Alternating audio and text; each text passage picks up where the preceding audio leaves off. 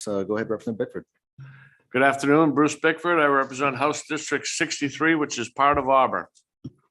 And Representative Carmichael. Thank you, Senator. I'm Mickey Carmichael. I represent House District 137, which is 22 communities in Hancock, Washington, and Penobscot counties. Representative Collings and Gramlich are not with us. Representative Hanley, go ahead. Thank you, Senator. I'm Jeff Hanley. I represent District 87, which are the towns of Pittston, Alna, Wiscasset, and Randolph. And Representative Steckes is not with us. Representative Matlack, go ahead. Thank you, Mr. Chair. My name is Ann Matlack. I represent House District 92, which includes the communities of Cushing, Thomaston, South Thomaston, St. George, Matinicus, Crehaven, and the Muscle Ridge Islands. And Representative Perry. Thank you, Mr. Chairman. I'm Joe Perry. I represent part of Bangor and part of Orono in the main house. And Representative Sachs. Thank you, Mr. Chair. My name is Melanie Sachs. I'm proud to represent House District 48, which is Freeport and part of Pownell. And Representative Terry. Good afternoon, everyone. I'm Mo Terry. I represent District 26, the west side of Gorham, and I serve as House Chair. Welcome to our first day back. And I'm Senator Chipman. I serve as Senate Chair of the committee, and I represent Senate District 27, which is part of the city of Portland. We also have Lena Braun, who's our committee clerk, and Julie Jones is participating remotely, our committee analyst, also with us today. Before we get started on the work sessions on the two bills, just wanted to say a few words about our former colleague, Representative Kryzak. He used to serve with us on this committee, served with us for I believe 2 terms or term and a half, 3 years. He served here with us on the committee. And as many of you know, or maybe all of you know, we lost him this past Saturday. He was really amazing person and valuable member of the committee. And just want to offer our condolences and thoughts to his family and friends and coworkers during this time. And if anybody else wants to say a few words about him, feel free to do that. Go ahead, Representative Bickford. I can't, I won't make it through. Representative Terry, go ahead. Thanks. Just super quickly. Really great guy. Very easy to work with. This committee has been, since I got on it several years ago now, a really cooperative committee. We try our hardest to be as welcoming of each other's ideas as possible. And I have to say, Ted was pretty outstanding at that. He was always willing to listen to what anybody had to say. He had an incredible point of view from his life experience, working with kids and working with on the farm, and just really bringing a cool perspective to the work that we do on this committee. He'll be very, very badly missed. Go ahead, Representative Matlack. Thank you, Mr. Chair. I'll miss Ted also. This was my seat last term in the 129th, and Ted Kryzak sat 2 chairs down, and the 3 of us were freshmen. And so the 3 of us kept each other going, and there was always Ian, what's going on? So it was really nice, but he had the greatest laugh. I mean, it was just a wonderful laugh, and I enjoyed sitting so close to him, and I really will miss him, because he did, as Mo said, have a great perspective, and he brought a lot of interesting ideas and comments to this committee, and I'm sorry that he's gone. Go ahead, Representative Carmichael. I want to say how much I appreciate Ted, because this is my first term serving on taxation, and he was serving as lead because Bruce was out sick. And I mean, he was a very valuable asset to me to learn the ropes, and he was always willing to help me try to figure out what was going on, and help me not make a fool of myself because I was a freshman. But he always had a great attitude, and I really valued his opinion and his insight. So he will be greatly missed. Go ahead, Representative Sachs. And I'll just note that he always was very kind when you and I did, Mickey, indeed, make fools of ourselves. Very kind man. Anybody else? I guess I'd just concur with what everyone else has said. You know, was really, really dedicated and was really devoted to the work of being a legislator. I mean, he was here all the time. You know, he was made his camp available for a retreat for us. I mean, even though he was a Republican and I'm a Democrat, I mean, he was just really easy to get along with and was always just really giving of his time and letting us have that retreat out there where we all enjoyed a time with him nearby, I think over in Winthrop.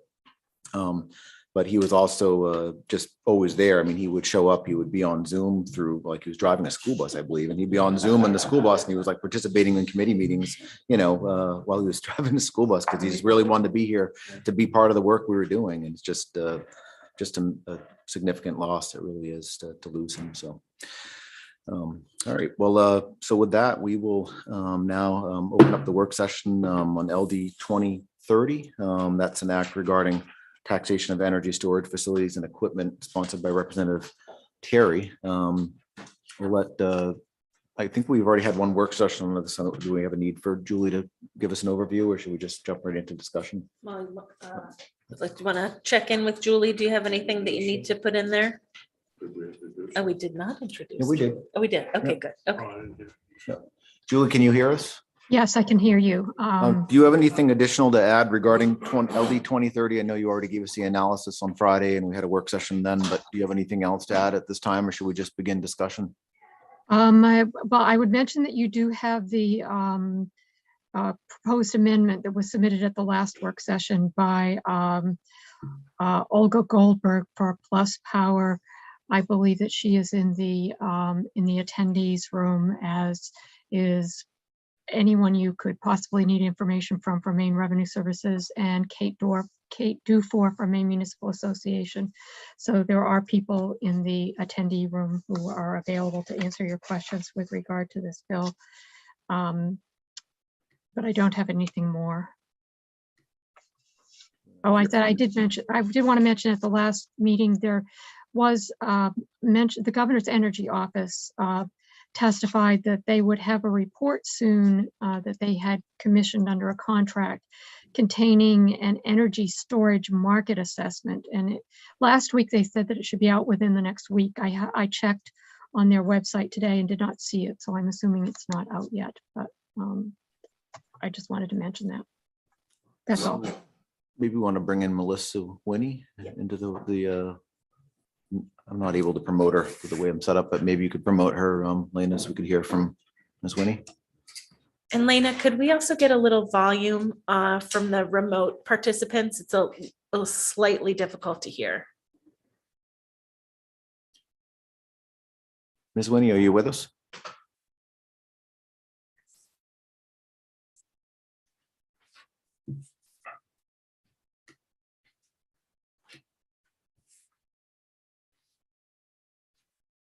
Oh, go ahead, Ms. Winnie, we're ready to hear from you if you have any additional information to add to the committee.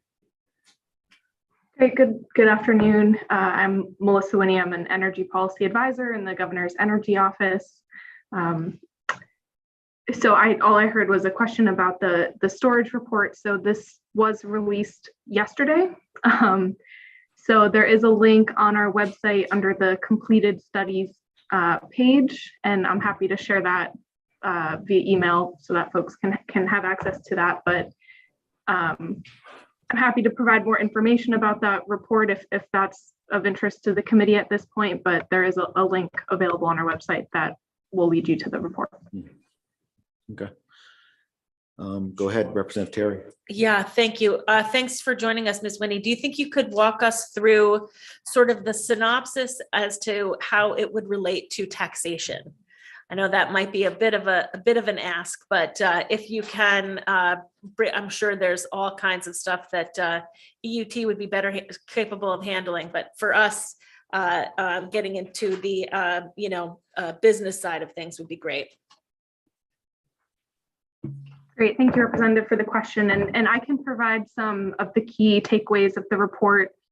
As was mentioned, this was done with a consultant called E3. So, we as an office are still working through the findings and analyzing some of the information that was provided through this report. It was done in coordination with, I think, up to 100 stakeholders. So there has been a lot of engagement around this report over the last few months. I'd say generally, at a high level, it recognizes that there are a lot of benefits related to energy storage. And so I just want to continue to say that the Energy Office is supportive of energy storage and figuring out how to best support the market in a way that provides greatest benefits to the grid and to main ratepayers. Some of the findings of this report are that, generally speaking, energy storage is becoming increasingly cost effective, which is great to hear for new technologies as they're moving forward. I think pertinent to this conversation, the report recognizes that, there are a number of ways that we can go about, providing incentives or supporting energy storage development in the state. It does not specifically recommend anything particular around tax exemptions or tax credits in that way. I think that is included in a list of potential options for incentivizing storage. But just wanted to note that if you're looking through for specific language on that, it's not one of the highlighted recommendations. Another point that was included in the report, a recommendation is for ongoing stakeholder engagement, that would be helpful in thinking through kind of what next steps we should be considering in terms of, policy and program design. And I will say that the Energy Office is going to move forward with convening that stakeholder group and continuing to have these discussions. So that is something that we are planning on doing and think will be really valuable to help provide kind of additional insight with the industry of what we should be thinking about for next steps. The one other point that I think is helpful to note is that, the report does recognize that, in the next few years, battery storage is clearly the, technology that we're seeing in terms of being developed in the short term and being part of the queue for development.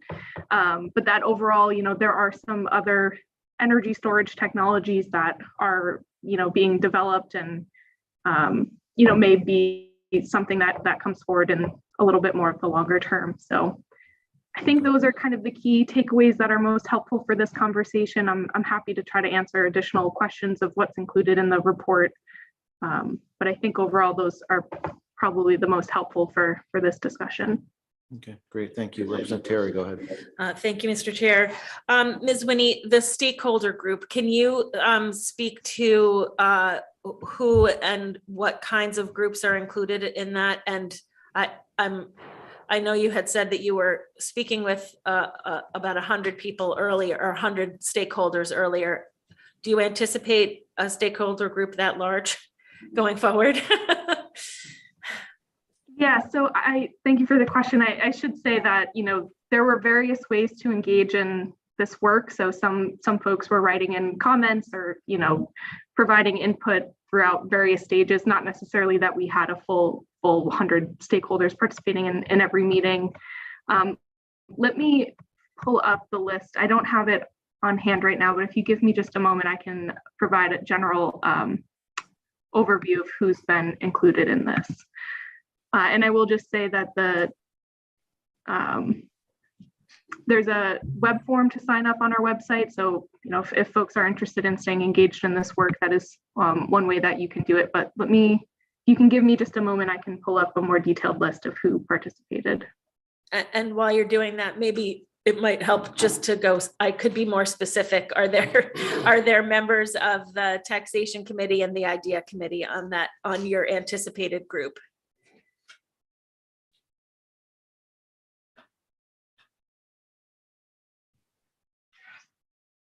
I think we'd be open to having engagement in various ways. So we haven't discussed at this point kind of the specific members that would be included in, directly included in the stakeholder engagement, but the way that we tend to hold kind of stakeholder sessions is, making sure that they are open and available to various forms of input from various participants. So I think anyone that's interested in being included in that could be, and there are ways to provide input, whether you're at meetings or following up afterwards. That's generally how we conduct our stakeholder convenings.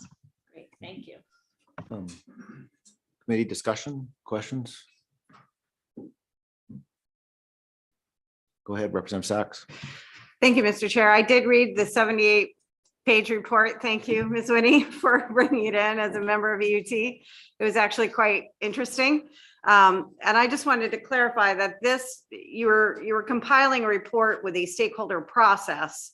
Within the report, there is a recommendation for an ongoing stakeholder group that says, here are some possible members, but it's not yet defined in terms of policymakers, industry groups, et cetera.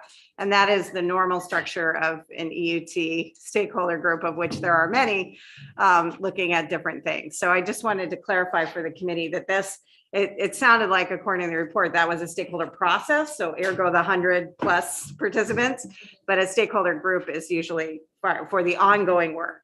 And frankly, is something that I am most interested in as a takeaway for this particular bill is the ever-changing landscape of energy storage, how it is needing support, but that the most efficacious way that other states have done have not been straight tax credits as are proposed by this bill, but rather looking at a package of things that can be helpful for this industry, which is going to be important. So things like streamlined permitting, things like performance-based enhancements, things like ongoing stakeholder engagement. Those are all the things that help support the industry, but not one of them is just a straight tax credit. Mhm. So I would be very supportive of moving this bill to a resolve to direct the GEO to convene the stakeholder group to look more thoughtfully at ways we can enhance for the long term this industry. And I can pull out specific pages where I can cite where evidence to that if this committee is interested. But I do think also the GEO's interest in, as they said in their report, their energy storage, while it may be, and it is, according to their report, cost effective with anticipated decreased costs, but the landscape of energy storage is quickly evolving. So if we give a tax credit to one at this juncture, that for me has some unintended consequences without looking at the full landscape again. So it's an incredibly interesting report, all 78 pages at 10:30 last night.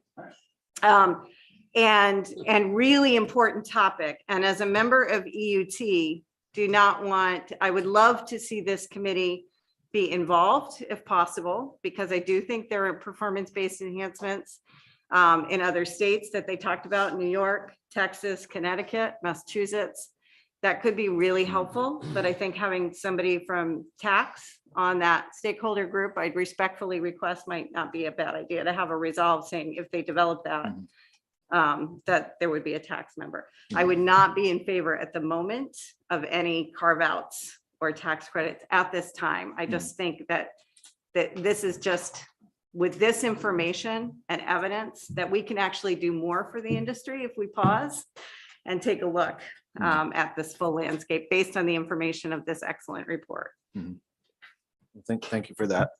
It's definitely helpful having you on our committee and also having you on EUT, because you know a lot about energy compared to myself and maybe some others on the committee. Additional committee discussion. Thoughts? Go ahead, Representative Bickford. Thank you, Mr. Chair. Do we have anyone from the PUC available to us to answer a question I don't. that was raised? I just want to, Yeah. I want to bring it to someone that can answer it, unless maybe Mr. Block can answer with his experience. I'm not sure. Yeah. But I don't think we have anybody in the waiting room or here from the PUC, although there was some discussion at the last work session about inviting somebody, but I'm not sure that okay. anybody was invited. Do you have a question for Mr. Block or something? Well, I don't know if anybody can answer this or not, but I think I know the answer. I just want someone with that experience to clarify. Energy goes into storage when there's an excess of energy. So that's when energy is at its cheapest form. It could be 2 cents a kilowatt Right. when it goes into that storage. When it comes out of that storage, is when the electricity on a day ahead pricing might go to 12 or 13 cents a kilowatt.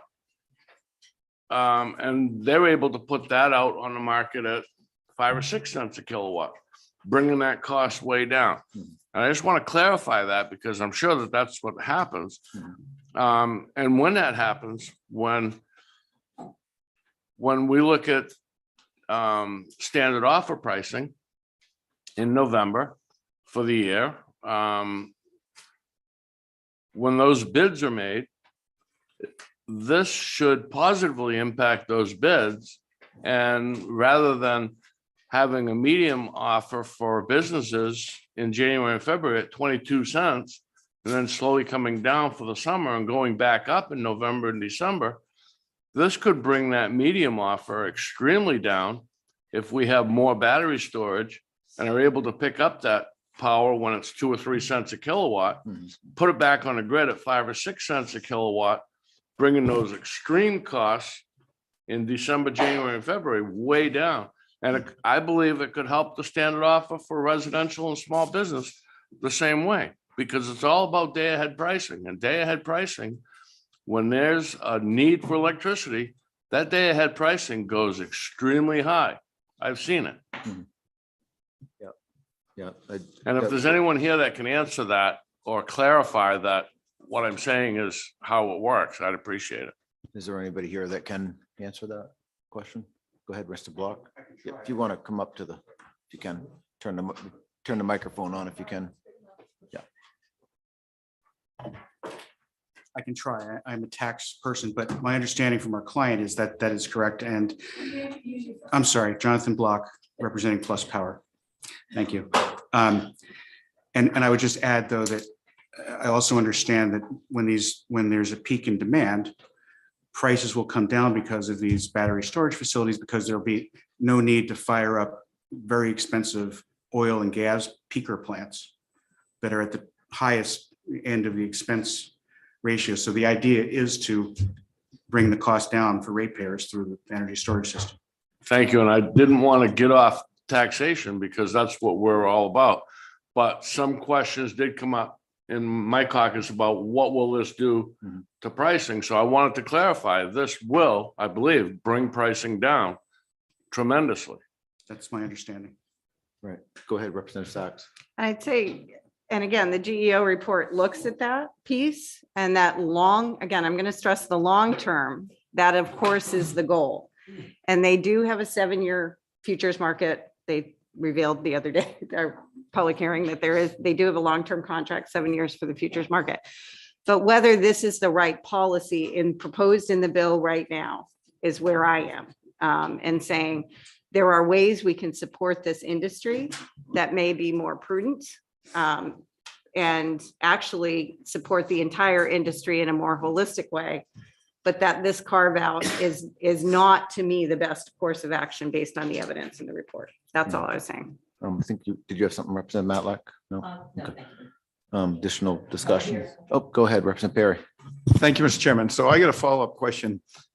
May not be for you, Mr. Block, but for someone, I understand it's really expensive when they fire up these standby generators. But my understanding is also they get paid tremendous amounts of money just to be there and have that capacity available as this plant will have. So I'm wondering, as these new ones come on, will any of these places that aren't used very often that are getting tons of money to sit there, will any of those be dropping off? That's an energy question, but that's all money we're paying as ratepayers. And so I do have some curiosity about that. All right, go ahead, Representative Hanley. Yes, thank you. I'm going to ask a question. If this, as amended, were to pass, would it open the floodgates for other segments of these in this report from the Maine Revenue Service? These other entities, the solar, wind, hydroelectric, fossil fuel, would they be coming and asking for the same type of set aside that this bill proposes?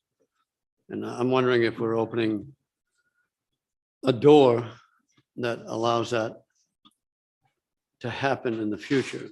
Yeah. I'm not sure who can answer that question. Representative Bickford, do you have a? Yeah. I just want to add, getting back to the tax policy, which is what we're looking at only, tax policy. I look at this as a business that is not an energy transmitter or an energy generator.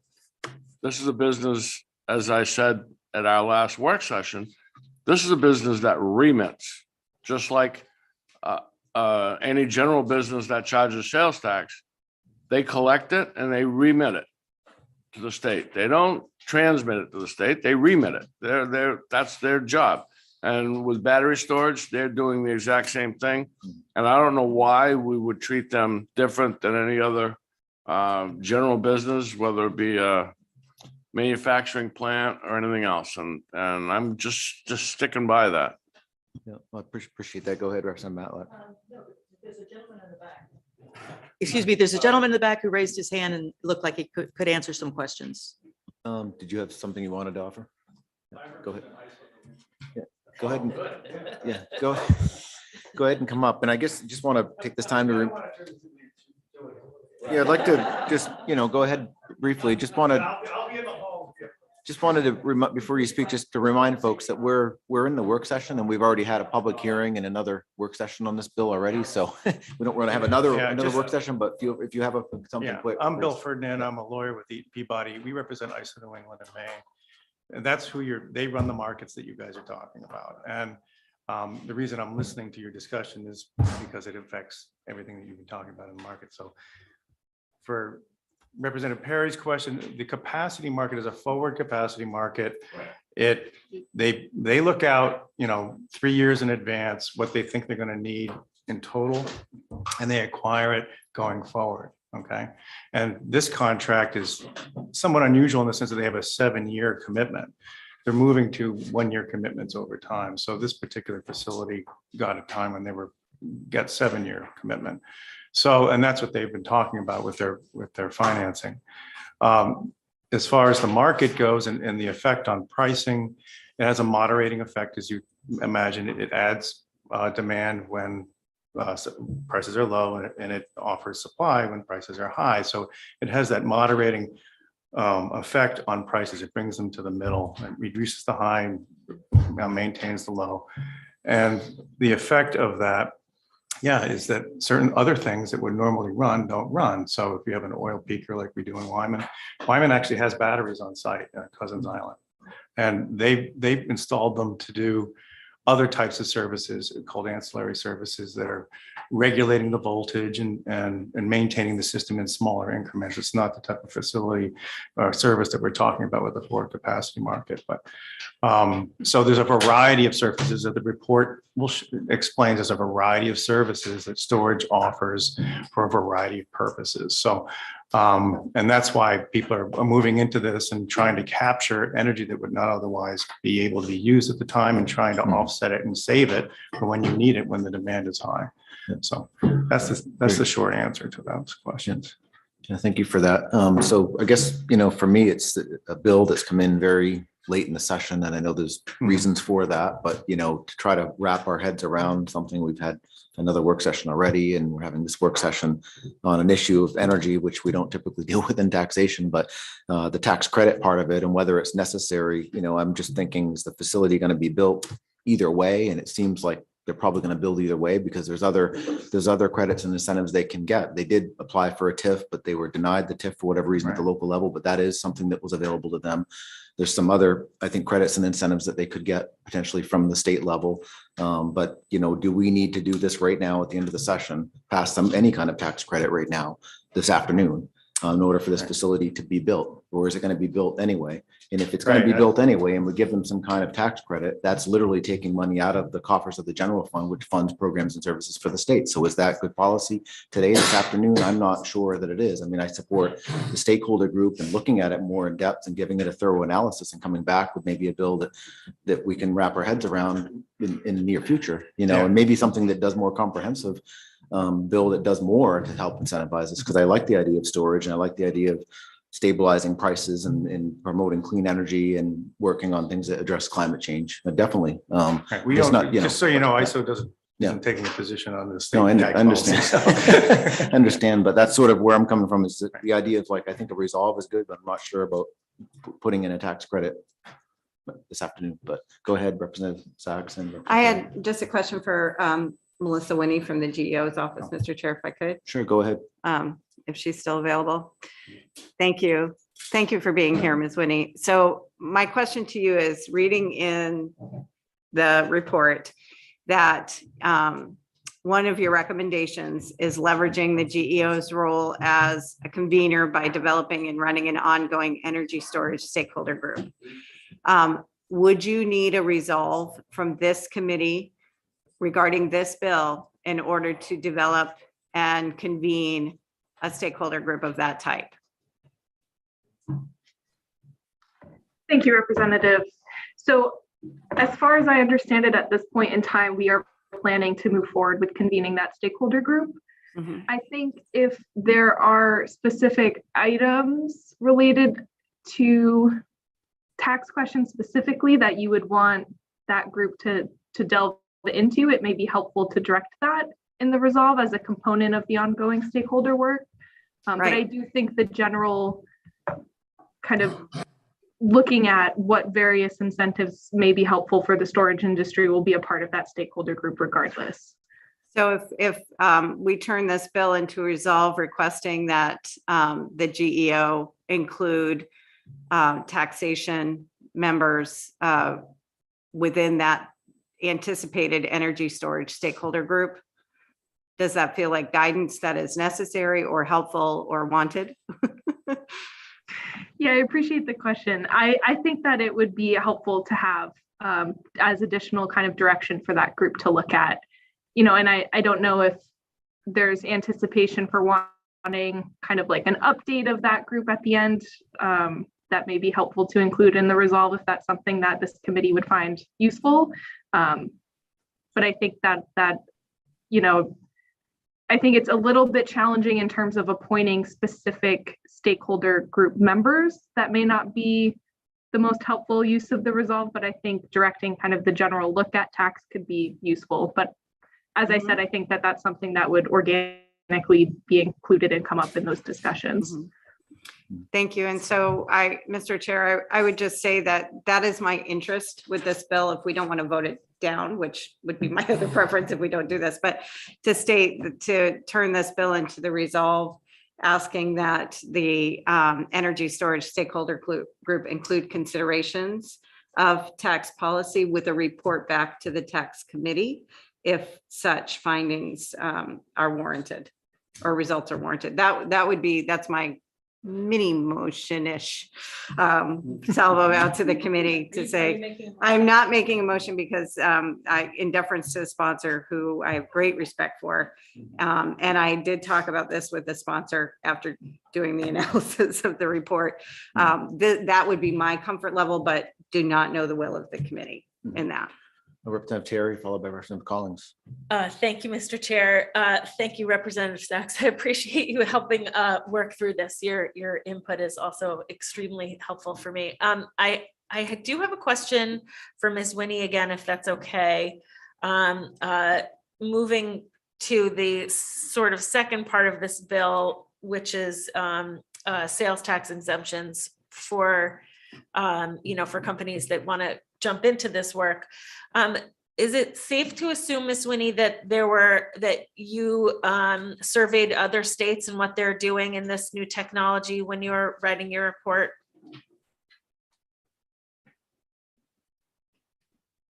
Okay, thank you, Representative. Yes, that was included in our report, and our consultant E3 did a thorough analysis of what's happening in other states. And do you know if there are tax credits given, if other states are using tax credits as incentives to get these operations going?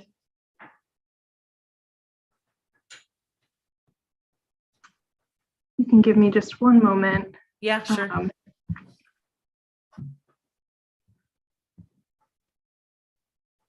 Yeah, I'd have to get back to you on the specifics of that. Trying to take a look and also check in with others who are more engaged in the work of that report as a whole. So I can get an answer in a few moments if that's okay. just Yeah, want to that'd make be sure fine. I'm characterizing it correctly. Okay. I think Representative Collins next and then Representative Sacks. Go ahead, Representative Collins. Thank you, Senator Chipman. And unfortunately, I missed the opening part of this work session, so I apologize if I'm being redundant to any extent. I was wondering, I'm not sure if the Governor's Energy Office could answer this or anyone else, but during can't remember if it was a public hearing or one of the work sessions on this, it was mentioned that the Energy Office had some, there's getting feedback from some communities about the timing of this. And I was wondering, has there been more communication? Has that been resolved? And I have another question after that, but I first want to see if that could be answered.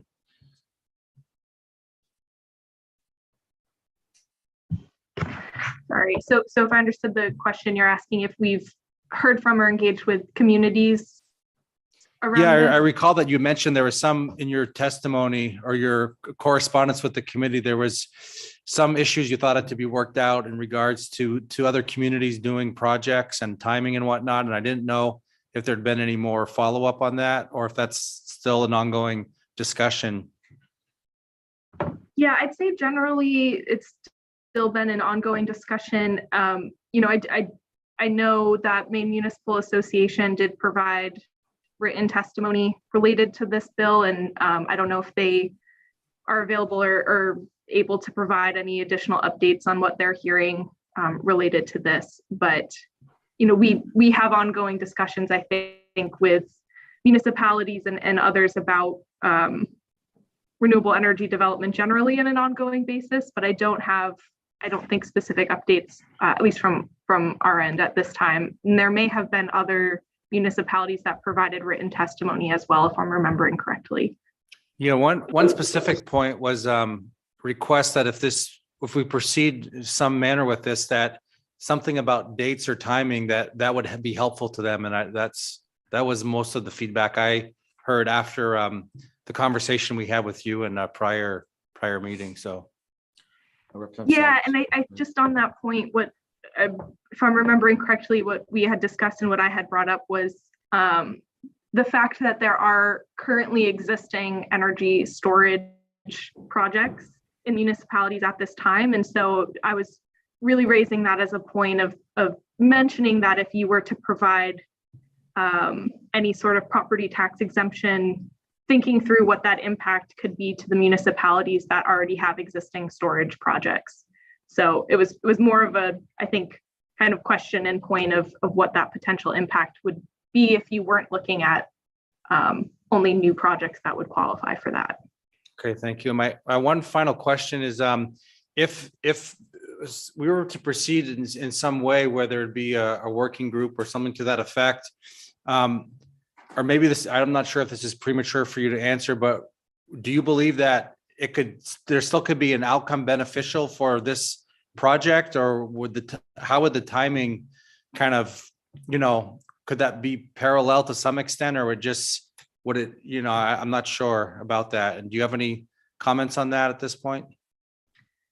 Yeah, I think that's a valid question, and I would defer to either Maine Revenue or those representing the project to better answer how the timing of all of that would work. I'm not as familiar with kind of what that would mean in terms of implementing from a tax perspective. Okay. And Mr. Chairman, I don't know if when I wasn't present earlier, if Maine Revenue Service spoke to the committee or provided any updates. I know that they wanted more time to, and I don't know if no, okay. They're here. We could have them if they want to chime in. Okay, I think some people want to ask some questions, but later on, if I could just address that very briefly to Mr. Allen or someone in his office. Thank you. Yeah, that's fine. I think Polly Shaw is here with her hand up. Maybe she can answer one of the questions. Yeah. Is Polly Shaw able to come into the meeting? Thank you, Senator Chipman.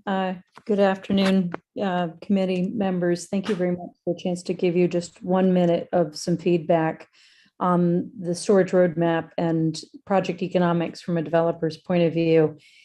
We, Plus Power, are developing the Crosstown 175 megawatt, 350 megawatt hour project in Gorham, Maine. On behalf of one developer who is farther ahead of its peers in large transmission connected projects like these that want to participate in the wholesale market, I do know that other developers are very eager to invest in Maine and are watching us closely. I can relay that we have seen skyrocketing supply costs, particularly in the last 4 weeks after the Russian war began. We did not get a chance to have some assistance from the federal investment tax credit, which would have offset equally the supply costs that we're facing unexpectedly. And I want to correct a comment about the roadmap. I had a chance to participate in the Governor's Energy Office roadmap introduction yesterday and the webinar where E3 discussed its methodology.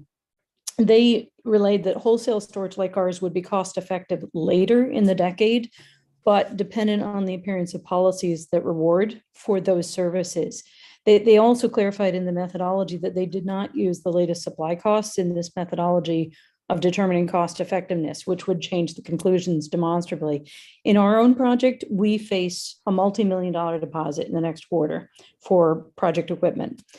With supply cost surprises and Congress's failure to pass an ITC, coupled with the early March surprise determination in Maine that storage is defined as generation and therefore not eligible for the exemptions, I just have to relay that project economics are rapidly eroding and very challenged on a project like ours. And even our company, with a risk tolerance to boldly move into new markets, is unexpectedly challenged. And so therefore, I thank you all for your consideration at this late date for this bill to understand ways to try to support the storage industry as it tries to take hold in new markets where maybe the service policies are not fully formed. Thank you. Thank you, Michelle. I think Representative Sachs is next. Go ahead. Go ahead, Representative Bickford. Thank you, Mr. Chair. On page 21 of that report, of the 78-page report that Representative Sachs brought up, there are 3 New England states. Well, I kind of consider Connecticut New England because I have relatives there. But Massachusetts, Connecticut, and Rhode Island are aggressively going after storage policies and promoting, giving them performance-based relief. So I think for us, doing something as simple as this, putting them on the Betty program, like any other manufacturing plant would be, I think is important. Go ahead, Representative Sachs. You said it exactly, Representative Bickford, performance-based. So when Representative Terry asked about our tax incentives part of this, it's actually far more complicated than that. There's something called value stacking in New York. There's a different program around performance-based enhancements. And that is what I'm asking for, that if we're really going to do this, that we mirror other states and don't just slapdash a tax credit on for somebody because we feel badly. That will not move the needle as to what we are trying to do here in this state. And I do not think that a pause is going to be ill-advised when we can actually move this industry forward in a supportive wholesale sort of way, rather than just put a feel-good tax credit on it. I just don't. I really feel like there's an opportunity here to work with existing templates in other states and really help this industry take off. I'll also note in this report that it says that we actually, despite our very aggressive targets for 400 megawatts in 2030, there are pieces of the pipeline already to exceed that goal already. However, that this industry needs support to do that. And I am fully on board with that, but I'd love to do it in a considered way, utilizing the good work already put forward by the GEO and the great collaboration we have with so many partners here. Go ahead, Representative Perry. Thank you, Mr. Chairman. I've kind of come full circle on this because I was ready to move on to pass right at the public hearing. But I can't argue with anything Representative Sachs has said. And this is it.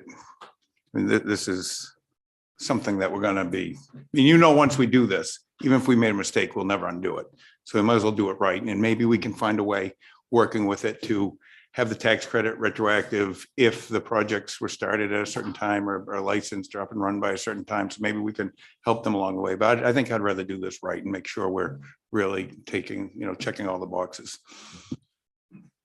Additional committee discussion. Go ahead, Representative Collins. I'll ask this, I guess I'll put it out there if Representative Perry or someone else wants to comment. What you've just said, what are your thoughts about the process, how long that would take? I mean, are we talking about like, how long would we dig into this, and how would that potentially affect current project? And I mean, are we talking about working on this some more and amending this, or what do you propose to? Representative Perry. That question's to me. If you want to answer it.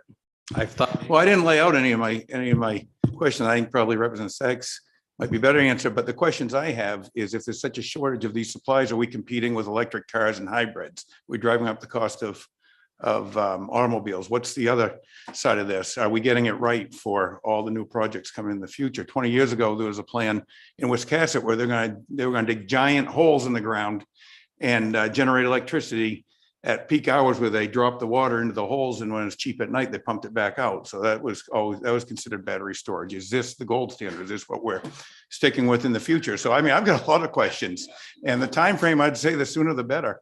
But I would like to make sure we're doing this right. And another question I get is from Representative Bickford: if these other states are incentivizing this, and it's all going into the New England grid, and we're not collecting sales tax or income tax or property taxes, it doesn't take people to run it once it's up and running.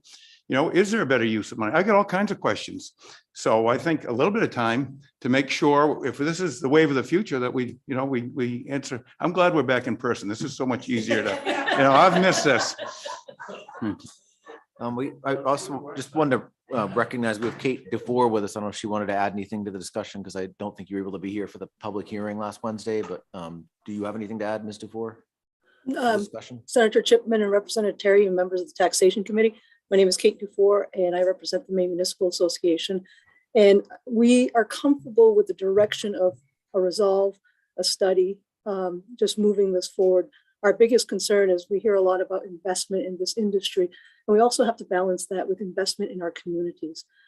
This legislature is asking a lot from municipalities. When you look at all the big projects that are coming at us, affordable housing, workforce housing, environmental issues, climate change. So there's a lot of pressure being placed on municipalities and its property taxpayers. So we would prefer that a solution not take from the property tax base. Now, I understand that the argument that this is how we've done it. It doesn't mean we have to do it every time. And so there needs to be some sort of opportunity for communities that welcome these industries within their boundaries to also benefit. So we do appreciate the approach of a resolve or a study, and that we ask that in the process of deciding who might participate in those conversations, you take into account property tax assessors, because they really know how the assessment process will impact municipalities' bottom line. So I thank you for your time to comment.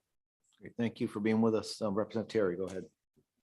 Thank you, Mr. Chair. So I'm, again, as the sponsor of the bill, I'm hearing everybody's thoughts on this and appreciate all of the input from this committee and from the members of the public.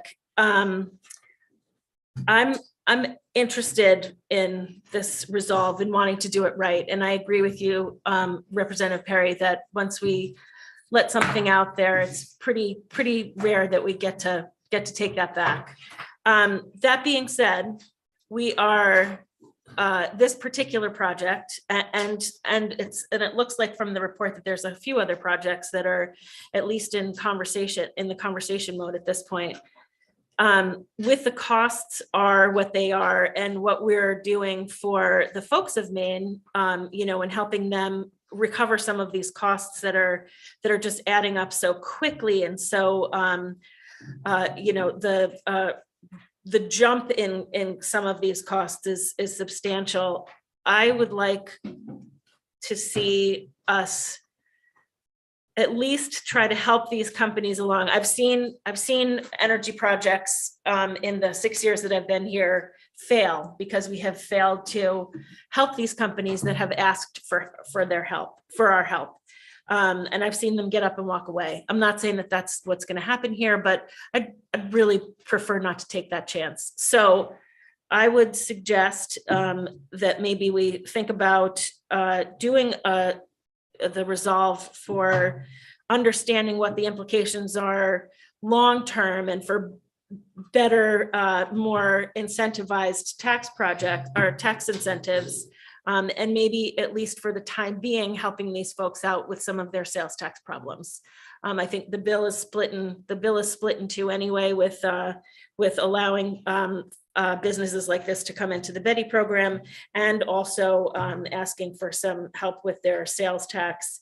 I'm comfortable with giving them some help with their sales tax with an end date. We have a goal of 2030, I think, by having 400 megawatts of energy of storage in the state. I think that's a good date for me, but we can definitely hear some discussion about that as well. So again, just sort of my thoughts on this as the conversation has evolved. I think that's where I would like to go. I'll wait to make a motion though. Go ahead, Representative Perry.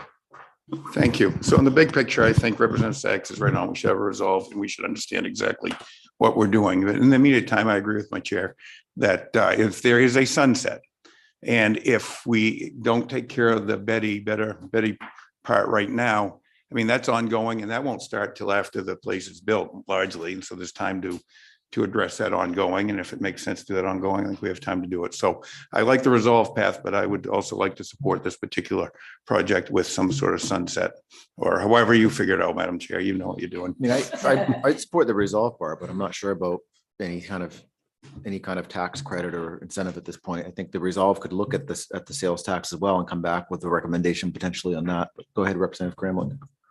Representative Lori Gramlich, House District 13, Old Orchard Beach. Thank you, Madam Chair. I'm appreciative of the direction in which you're trying to go with this. And I've been kind of listening to all the input from my colleagues and from members of the community. I have a little bit of trepidation in terms of kind of piecemealing sales tax exemptions. And I say this through the lens of the work I've done for 35 plus years in the nonprofit community, where some nonprofits get sales exemptions and some don't. And we've been trying to piecemeal that. And I don't think that's good policy.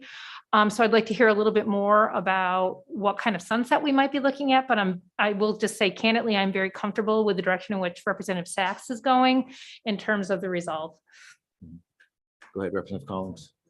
Thank you, Mr. Chairman. I was going to ask at this time if Dr. Allen or someone from Maine Revenue Service was available. Is Dr. Allen with us? I think he's on the screen. I don't know if he can join us. Dr. Allen, we have a question for you from Representative Collins. Good afternoon, sir. I was going to see, I know you really haven't had much time, but have you had any updates, any projections, anything you could look at and give us some guidance on what this might look like for this one particular project? Certainly. Let me just begin too by just on behalf of Maine Revenue Services expressing our condolences to the family and to the committee for the passing of Representative Kryzak. Yes, we provided Julie, and hopefully you have it, a memo that we put together that provided answers to questions that the committee had raised at the public hearing in the last work session. And hopefully we've answered all those questions. Included in that memo, some preliminary estimates of what we think the revenue impact would be of both the inclusion of these types of facilities and Betty, and the sales tax exemption. The figures that are in the memo apply to the project that you've been discussing in Gorham. So there, certainly the Betty reimbursement is based on that project as explained to us occurring in Gorham using, their mill rate, and they get enhanced Betty reimbursement. So that plays into the estimate, as well as our estimate of what the sales tax impact would be based on information we received from the supporters of the proposal. So Dr. Allen, correct me if I'm wrong, but looking at the memo, it says the cost of exempting the equipment would be $5.9 million initially with smaller ongoing costs. Is that for just this one project? For just that one project. Wow. So that's, yeah, I mean, that's where I just feel like we should have that be part of the resolve and come back and tell us whether it's absolutely necessary to do this, because it's $5.9 million that we're going to be losing from the general fund if the project were to be built anyway without any action this afternoon. So I have just some concerns about that, but I guess, I mean, we could have a motion to do it with the resolve with the sales tax exemption and some of us on a report that doesn't have the sales tax exemption, but I mean, I'm not comfortable supporting a sales tax exemption, but I think the resolve makes total sense. But additional committee discussion. Go ahead, Representative Bickford. Yeah, before we vote, we'd like to take a 5-minute caucus. Is there any objection to go ahead, Representative Sal? We'll wait for the motion. I was gonna say, is there a motion on the floor, Mr. know. Chair? I know there is Yeah. a motion. We want to just take a quick 5 minutes. I mean, I'm happy to make a motion, but it would not include the sales tax exemption. I think I've been pretty clear about that. And it's breaking my heart, Madam Chair. It is breaking my heart to not do it. So Representative Terry, go ahead. I am happy to make a motion. I can. I'm going to go ahead and do it. Julie, whenever you're ready. You ready? Yeah, okay. So I would like to make a motion in regards to the Betty exemption to turn that part of the bill into a resolve to join with the stakeholders with the GEO report. I'm not exactly sure how to word that properly, Julie, to make sure that members of this committee are invited to that stakeholder group. I think that the IDEA committee also would be a group that should be in that working group, as they are also business incentive folks. And then as far as the sales tax portion goes, we have two goals right now. One is for 2025 for 300 megawatts of storage. One is for 2030 for 400 megawatts of storage. I'm comfortable with going to 2025, having a sales tax sunset on energy storage for energy storage companies to incentivize them to get to that 300 mark as soon as possible. Sure. Right, excuse me, friendly amendment, Madam Chair, to include in the resolve a report back to this committee with Absolutely. any salient items. Absolutely, yes. Thank you. So we have a motion made by Representative Terry. Is there a second?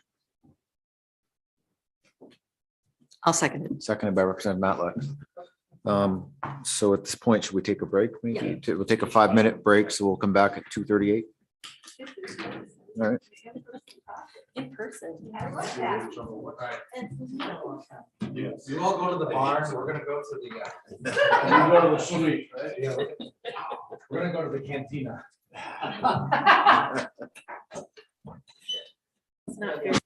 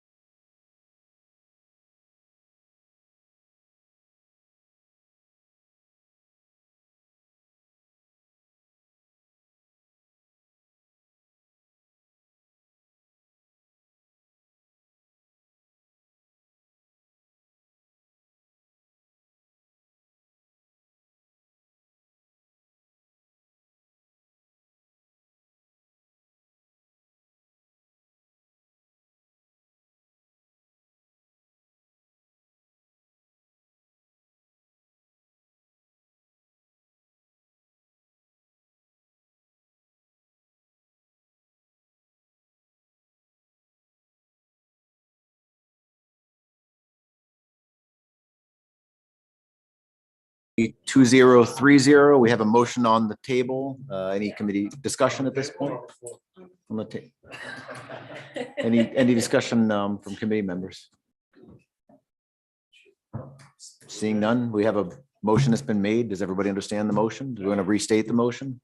Everybody's ready to go? All right. All those in favor of the motion, please signify.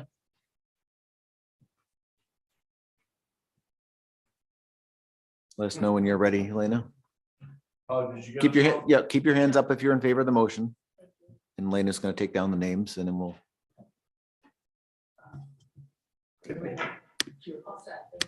All those opposed?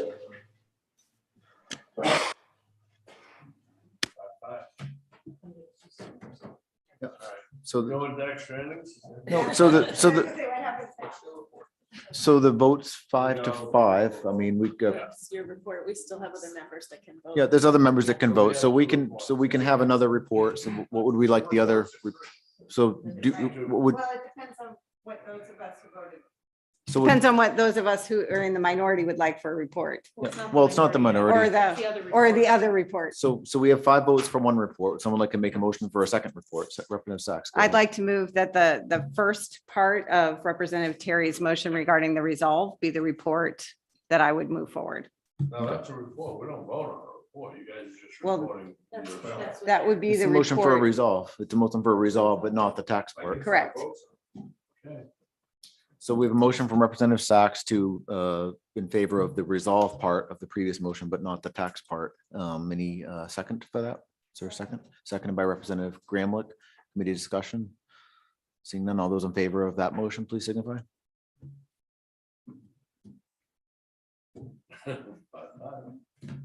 You got all the names, Lena? Yeah, so it's 5 votes for that, that motion. Any opposition?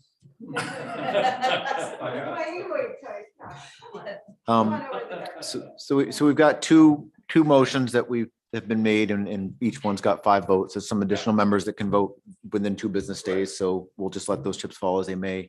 So we'll now in the work session LD 2030. And we will start the work session on, I'm sorry. With 3 members left to vote, Representative Steckes, Senators Libby and Senator Pouliot. Yep, Senators Pouliot, Libby, and Representative Steckes can still vote within 2 business days. So we'll now open up the work session on LD 2010. This is an act to help Maine residents with high electricity costs. And I know we've already had a work session on this bill as well. Do you have additional information to provide to us, Julie, on this bill, or should we just go right into discussion?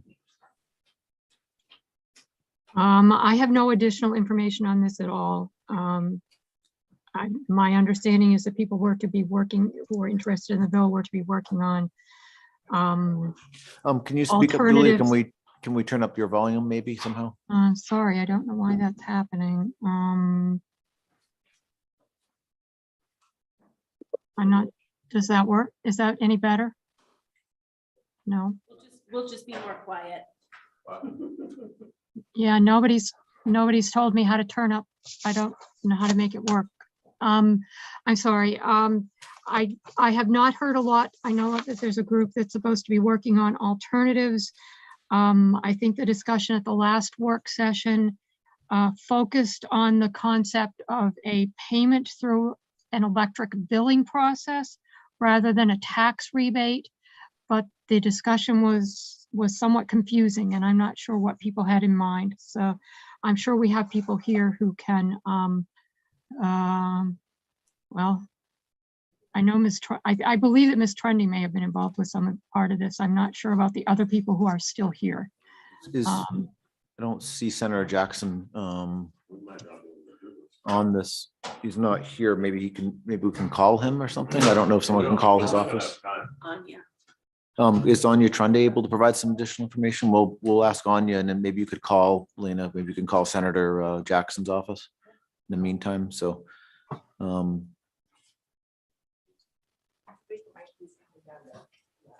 Oh, thank you. oh, he's here.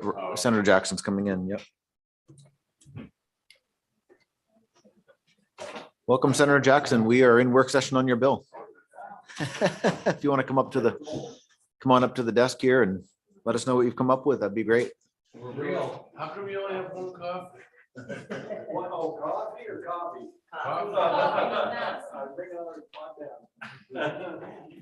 So welcome, Senator Jackson. We're just work session on LD 2010. We're live. Take it away. It's a long time. Well, all right. Well, thank you, Senator Chipman, Representative Terry, members of Joint Standing Committee on Taxation. I am State Senator Troy Jackson. I'm here to at least talk about what we came up with LD 2010. I don't know, we could probably make some copies of this unless they've already been provided to you, but much like, and I want to thank CMP and Versant for working on this, but obviously a lot of the conversation that we ended up having, I think the last 2 work sessions were about this medium general services category for small business owners. You know, and given that $2,500 credit, you know, to them. And I'm just trying to quickly go through, well, not quickly. There was 11,000 people in CMP territory and just under 2,000 in Versant territory that would apply for this. We had actually talked about the possibility of going in a tiered system, but it seems like that may be more problematic for at least one of the companies and not both of them. I got a chart here that would show how that tiered system would go, and one of the proposals would be like to go to $1,500 for people that were under 1,000 kilowatts, going to 2,000 for people that were 50,000 to 100,000, and then 3,000 to people that were over 100,000. Actually, in overall, it's less money doing it that way than 2,500 for all of them. Because there's a lot less people that are in the higher categories. But I can, like I said, did we send this to the committee? So the clerk is making. Okay. All right. Well, I think I'm probably talking without giving you the information you need, but. So is that your preferred option, is the tiered system as opposed to the straight flat amount? Well, I think you want to get, honestly, CMP and Versant up here to talk about that as far as how that works for them. I mean, I don't think there's any real value in creating a program that's really hard to implement. If they say they can do a tiered system together, then I would probably be more in favor of that. But if they can't, then, my opinion might be then just take all of them that we have seen huge increases. They all have seen huge increases. Maybe we're not as targeted, but they all get help anyways. Okay, go ahead, Representative Bickford. Thank you, Mr. Chair. Senator Jackson, this may surprise you, but I really do like this bill. Hang on, can you say that again? Is this, it sounds like this, what you have right now, it's still a work in progress. This isn't something that's ready to be voted on today. Is that kind of where you are right now? Well, I think it could be. I mean, I think it comes down to what the committee chooses to do. If they want to go with the tiered system, well, first off, if you want to go with anything straight out, ought not to pass or not, but if you want to do something, I think you could go with a straight $2,500 appropriation to all of the people in the medium general services category. I believe both companies could implement very easily. Or you could go to a more targeted approach where the more people use for electricity, the higher credit they got, which I think you really should get them up here to talk about, because I don't know how their billing practices works and things like that. But, if it's going to be problematic for them, then that could be a challenge. So. Do we have someone here from CMP and from Versant? Yeah, go ahead. If you folks could come up. Oh, go ahead. Yeah, a question for Senator Jackson. Go ahead, Representative Sachs. And maybe, hello, Mr. President, nice to see you. Yeah. Are there fiscal notes, estimates to these proposals? Thanks. So on the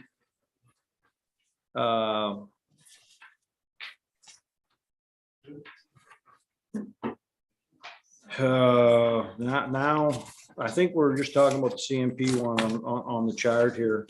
I had estimated, I think $30 million for, if you go with the $2,500 credit for all. I think this targeted one, I believe we just got CMP in it, so you're gonna have to talk to Versant too about what their number is. For CMP, I think the number drops to just under $8 million with the targeted tiered approach. But anyways. And so if folks from CMP and Versant maybe could come up and answer questions folks may have about the two different options. Thank you for being with us, Senator Jackson. Go ahead and introduce yourself if you could. Sure. Senator Chipman, Representative Terry, members of the committee. My name is James Cody. I work for Bernstein Shore, and we're here on behalf of Versant Power. And we have been communicating with CMP, so I'll do my best to answer any questions that you may have. So we got the chart here. It looks like this is the numbers for Central Maine Power. And do you have any idea of what it might cost for Versant to do a similar type of distribution of a credit on bills based on those tiers? I'm trying to get some quick math done just to make sure we're talking apples to apples. What I can tell you is I believe in that chart, there's roughly just north of 6,000 CMP customers. Does that look right? Yeah, that's right. In that chart, if you're looking at Versant total, you're talking 2,000. So it's probably going to be significantly less than that. I just would hate to commit to saying how much less, because those customers could differ a little bit. Right. But I'm working on trying to get that math as we speak. Yeah. Okay. I totally understand that. Representative Terry, go ahead. Thank you, Mr. Chair. I just want to double check that the numbers for Versant would be the same as they are for CMP, that the tiered program would be at least very similar. I believe that's the case. I think they're broad enough that we could work into Yeah, those okay. categories. So the thresholds and the benefit or credit, I should say. Yes, let me. So you would use the same thresholds and the same credit amount in terms of how you would administer it, but just you don't know exactly what the cost would be because you're working on those numbers, but you could administer something that's similar to this in terms of thresholds and credit amounts. Yes, so you're talking in terms of the 1,000 to 49,999, 50,000 to 100,000. Yeah. 100,000 plus. I mean, I think those are broad enough that those would be workable. And if you decide to move forward with the language and we needed to refine it a little bit, maybe reserve that for a language review type of change, because I Yeah. don't think that they would be significantly different. Right. So just another question. So you said you have about 2,000 customers and there's 8,000 here, but you said it's about 2,000 for the same categories for Versant roughly. That is correct. Yes. So I mean, without having exact numbers, is it fair to say that the cost of that would be like a little under 3 million, something under 3 million, maybe? Yeah, I hate to commit. I do want to make one distinction as Yep. well. I believe, and CMP can nudge me if I get this wrong. I believe that in this chart, we're talking about standard offer pricing customers for CMP. The 2,000 I'm referencing from Versant are both competitive electricity provider customers and standard offer provider customers. So that 2,000 is probably, if you're only going to target this at standard offer pricing customers, that Less. 2,000 number is very conservative. Yeah. Okay. That's good to know. Question from Representative Bickford.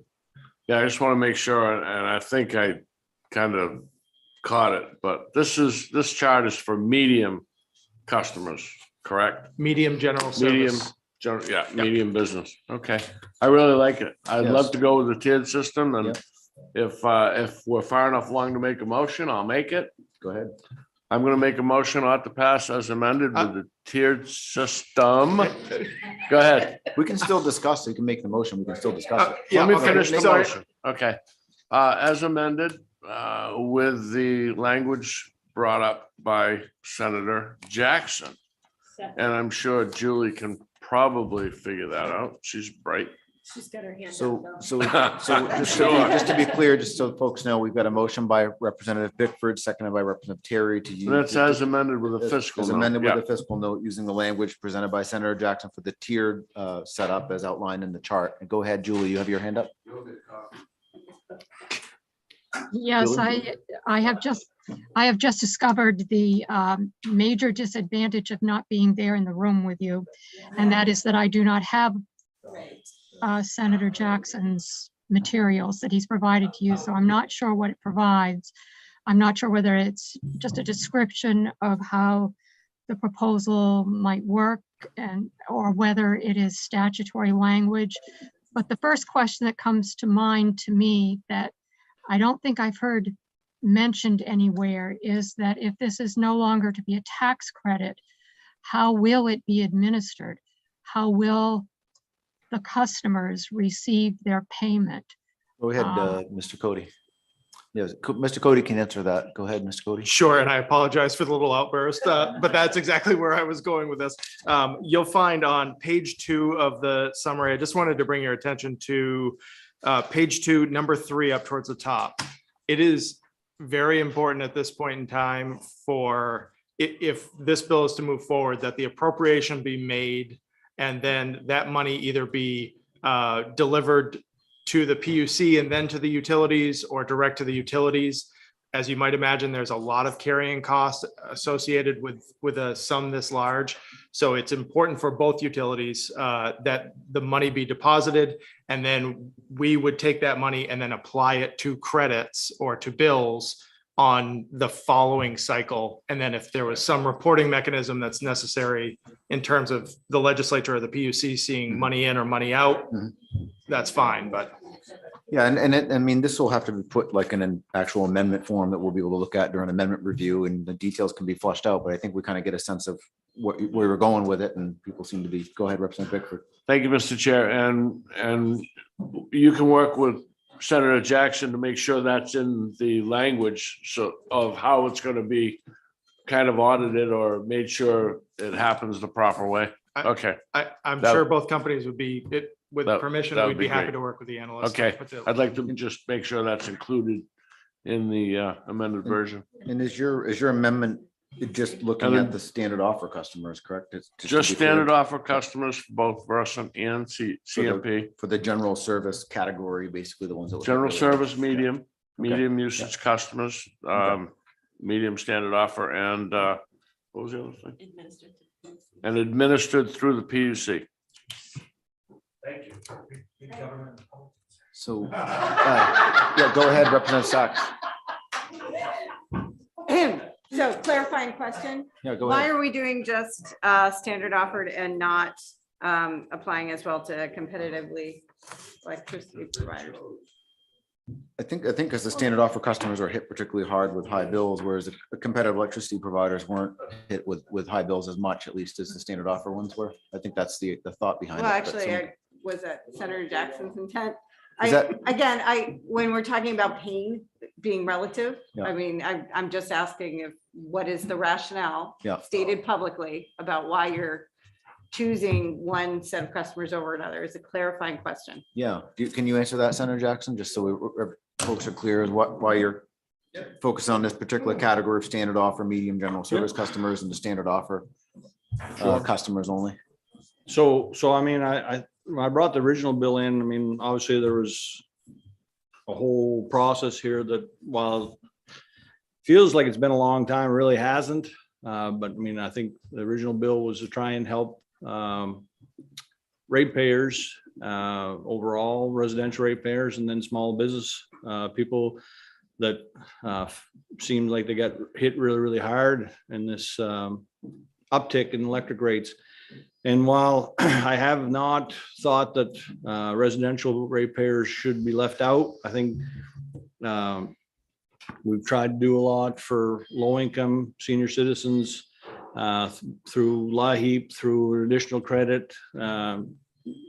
Again, not saying that they're made whole, but we did do some things there. In addition to that, if we do pass something on a budget that gives an $850 check to people, I mean, I think you can go back to people and say in good confidence that we put money in people's pockets, back in people's pockets, spend it on however they want. What I don't think we did was for these small business owners that got a massive hit to them.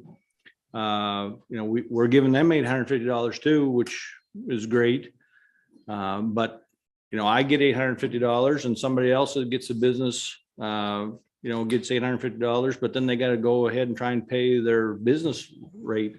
So, but Yeah, my forgive me, point. President Jackson, Yeah. but if I could interrupt, that's not my, I Mhm. completely understand the intent of your bill. In your write-up, which we just Yeah. got, it states that this could be applied to both competitive electricity provider and standard offer Mhm. customers. Both sets of customers have experienced supply price increases. So if there is a budget, Mhm. it seems to make sense. The motion before us is just to include standard offer customers. Yep. So I'm asking you, Yeah, okay. is, given this, is there a reason to not include competitive electricity provider? Given that Versant's case, it would be 1,840 customers total, and I don't know if this sheet can, That's just a. does just standard offer or both. Yeah, that one's standard offer. This is just Yeah. standard offer. So that's, that is a great question, and I was gonna get to that. I know I went around the barn a couple times. Sorry. but, I got a bell ringing, sir, sorry. But yeah, okay, good call. Originally, it was everyone. I was made aware that quite possibly everyone that was in the competitive energy category might not have seen this massive increase, whereas the ones in the standard offer did.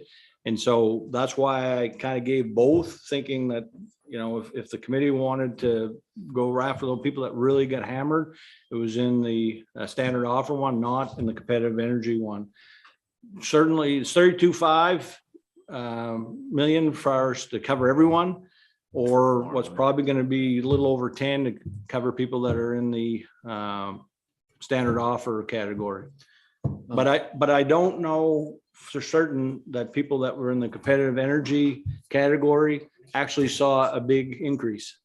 I don't know that. And Some may have, but yeah, go ahead, Representative Bickford.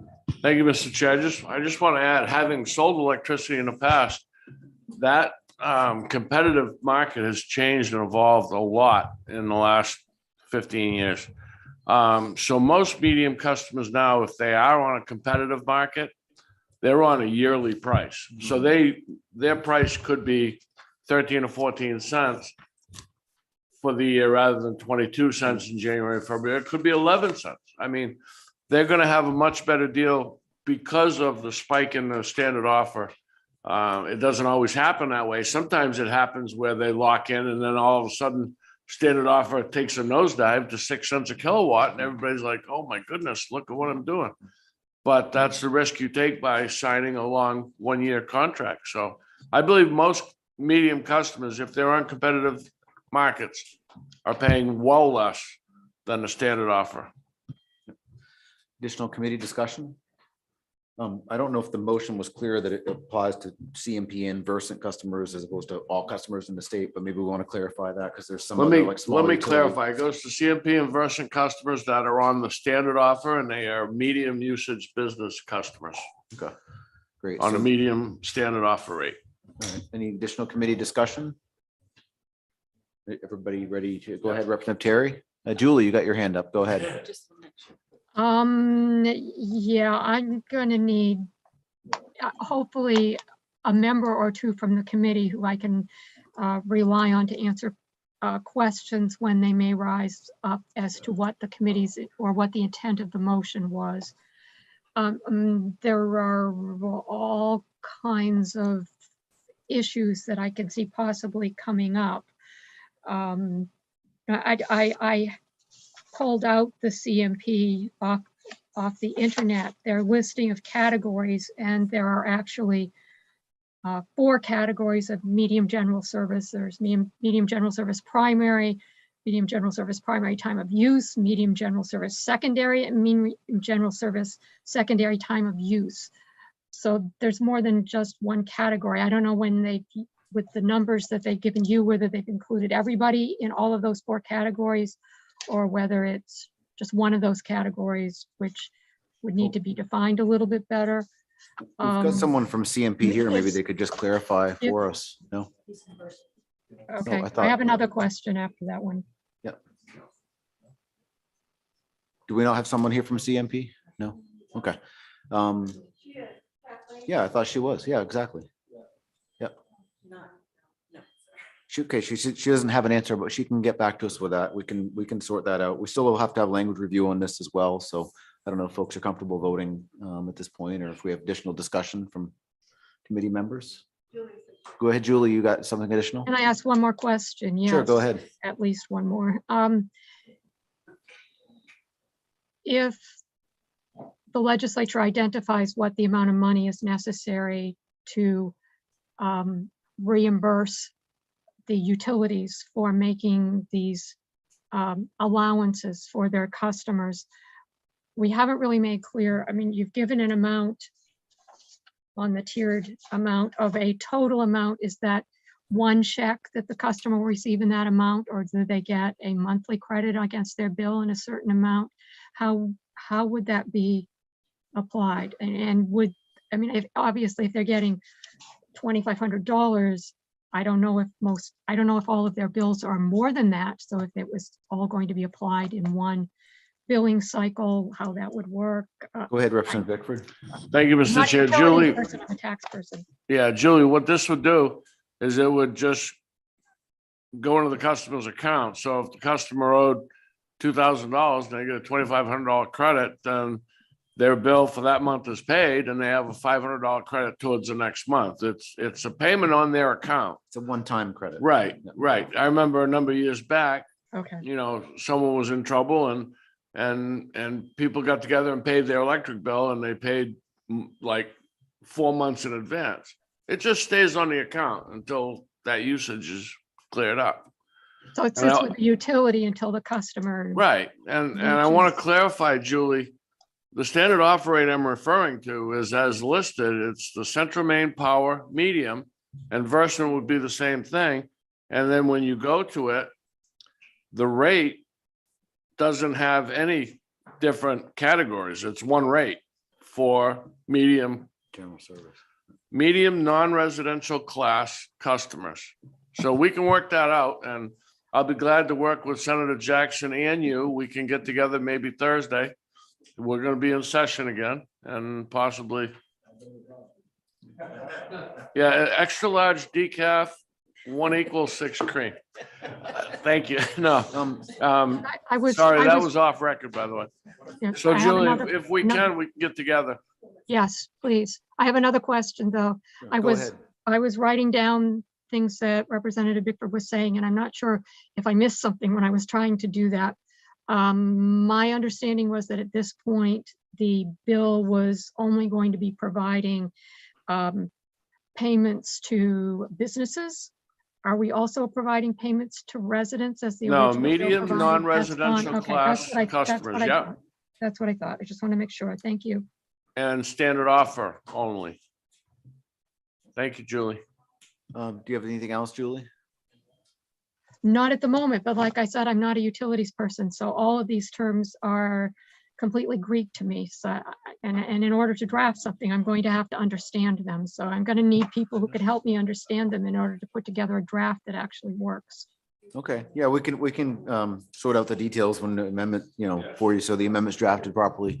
Any additional committee discussion? No.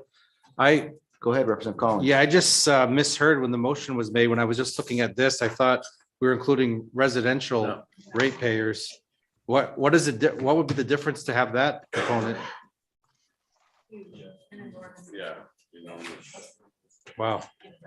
Residential might have gone up $20 or $30. Yeah, originally the Right. bill was talking about residential as well, but we think we've narrowed it down to just this category of business customers that were hit really hard. Because I mean, most residents are going to get a check from the state of some amount, which we're working on now. Yeah, but the electricity was a different purpose, and for that check was intended for. Okay. Additional committee discussion? Go ahead, Senator Jackson. Do you have something for us? Yep. I mean, yes, but money's money. I mean, however you spend it, you spend it, but the original bill was a tax credit because we're talking over $500 million to give $1,000 to every residential, and we clearly don't have that. So that's why we swung over towards these small business owners that haven't gotten really anything. So original intent was to try and help that way. I don't think the $150 has made people whole, but we did do something, or we are hopefully going to do something to help them, but.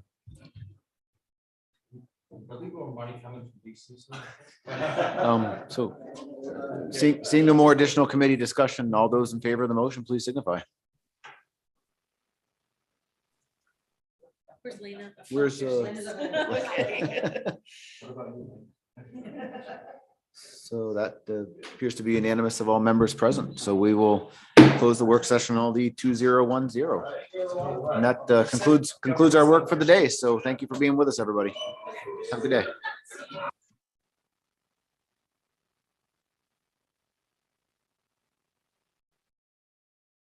Lazy boy chair for you. Shoot.